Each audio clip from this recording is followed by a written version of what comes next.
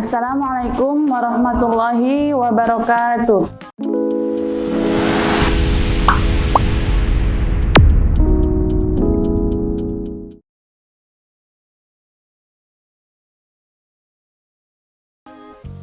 Selamat berjumpa kembali pada mata pelajaran IPS di semester 2. Pada pertemuan kali ini, kita akan membahas tentang kedatangan bangsa-bangsa Barat ke Indonesia. Kedatangan bangsa-bangsa Barat ke Indonesia dilihat dari latar belakang kedatangan bangsa Eropa ke Indonesia.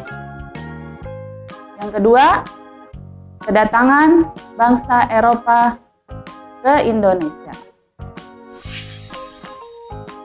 Perhatikan gambar di atas. Negara Indonesia terletak di posisi silang antara Samudra Pasifik dan Samudra Hindia dan antara benua Asia dan benua. Negara Indonesia adalah negara yang besar dengan memiliki kekayaan alam yang melimpah dan juga kaya akan budaya.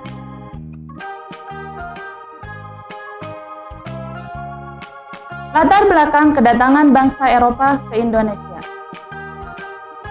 Beberapa faktor yang mempengaruhi kedatangan bangsa Eropa ke Indonesia. Yang pertama, daya tarik Indonesia bagi bangsa Barat. Bangsa Eropa yang datang ke Asia biasanya ingin berdagang, menjelajah, dan menyebarkan agama. Barang dagangan utama yang mereka incar adalah rempah-rempah seperti lada, pala, dan cengkeh yang banyak terdapat di Maluku dan Banten. Latar belakang yang kedua yaitu motivasi 3G.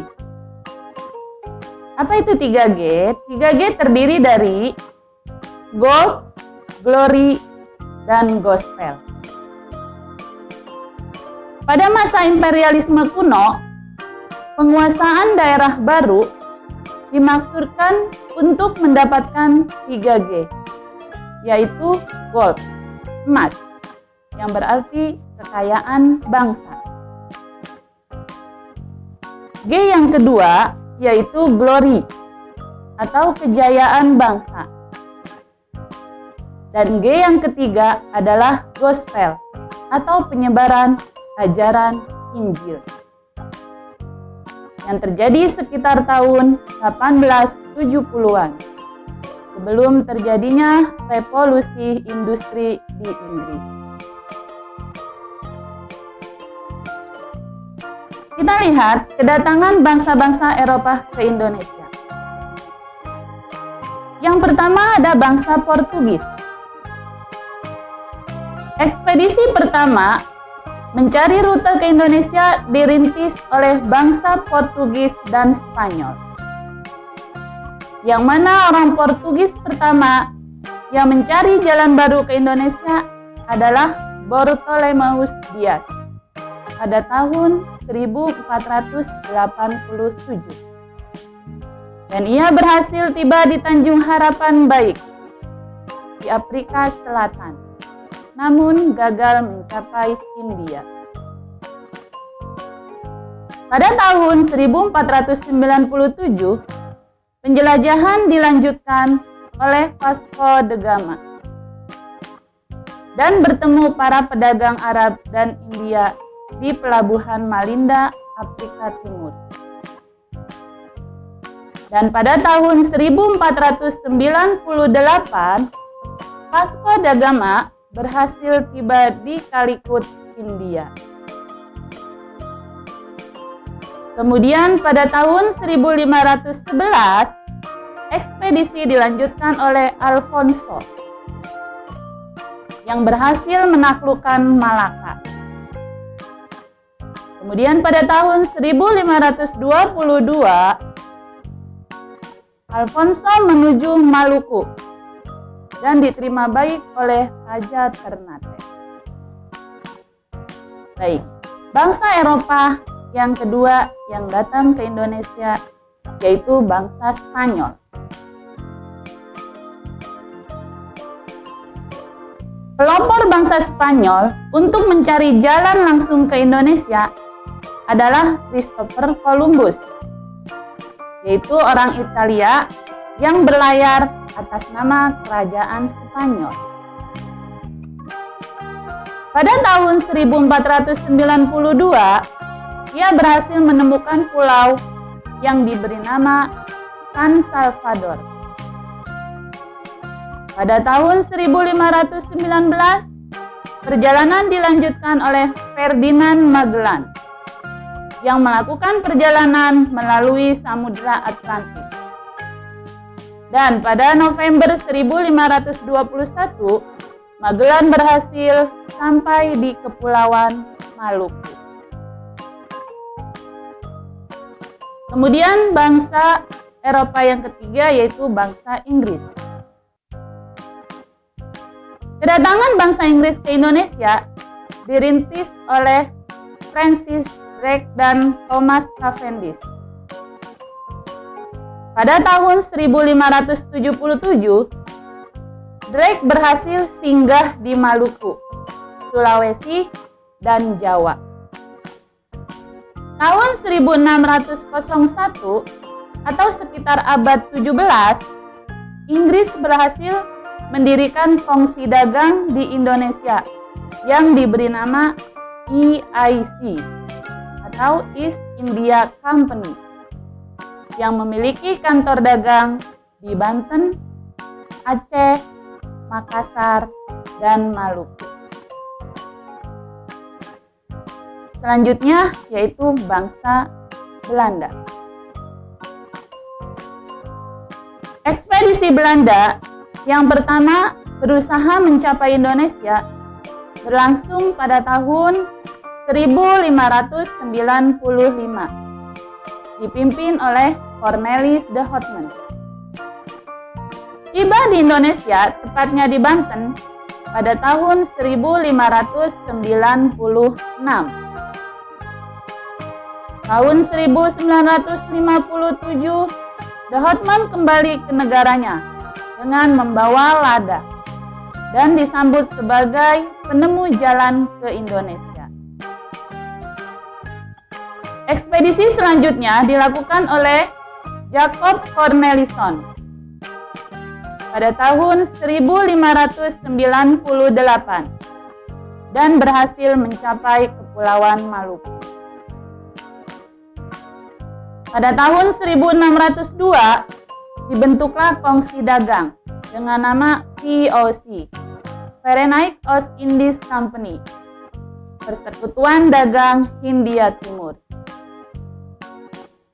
Tahun 1605, VOC berhasil merebut Ambon dan Tidore dari Portugis. Tahun 1619, Belanda berhasil menguasai Batavia atau Jayakarta. Kemudian tahun 1667 berhasil menguasai Makassar. Dan tahun 1682 berhasil menguasai Banten. Hingga pada tahun 1755, VOC berhasil menancapkan pengaruhnya di Kesultanan Yogyakarta dan Surakarta. Itulah beberapa bangsa Eropa yang datang menjelajah ke Indonesia. Ternyata hubungan dengan bangsa-bangsa asing tidak hanya berdampak positif, tetapi juga berdampak negatif. Salah satu dampak negatif yaitu penjajahan di masa lalu. Penjajahan telah menyebabkan perubahan dalam aspek geografi, sosial, budaya, dan politik. Penjajahan tentunya menyebabkan penderitaan bangsa Indonesia. Rakyat dari berbagai daerah berusaha mengusir penjajah dari bumi pertiwi, tapi seringkali gagal. Bangsa Indonesia sadar bahwa perlawanan di berbagai daerah gagal karena kurangnya persatuan dan kesatuan. Hingga pada awal abad 20, bangsa Indonesia menemukan strategi baru. Perjuangan kemerdekaan yakni melalui organisasi pergerakan nasional. Pergerakan nasional merupakan perjuangan mencapai kemerdekaan dengan organisasi modern dan melalui berbagai cara. Salah satunya adalah Gerakan Sumpah Pemuda. Tonggak penting Gerakan Persatuan Nasional dilaksanakannya Sumpah Pemuda, yaitu pada tanggal 28 Oktober 1928. Melacak perjuangan bangsa dalam menghadapi berbagai terpaan pada masa lalu sangatlah penting, karena menjadi cermin bagi kehidupan sekarang dan yang akan datang. Sumpah Pemuda merupakan tonggak penting Gerakan Persatuan Nasional. Semangat persatuan dan tekad bangsa Indonesia untuk merdeka dikabulkan Tuhan Yang Maha Esa. Sehingga pada bulan Agustus 1945 Indonesia mampu memproklamasikan kemerdekaannya.